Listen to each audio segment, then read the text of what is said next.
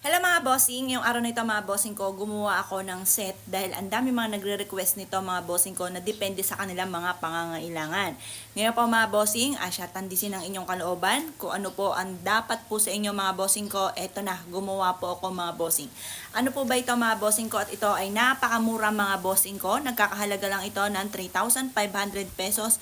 Nandito na mga bossing ko ang lahat ng inyong perpektong sangkap mga bossing ko na depende sa inyong mga pangangailangan. Kung ikaw po mga bossing ko ay magsasaka, kasi marami rin tayo mga bossing ko na magsasaka.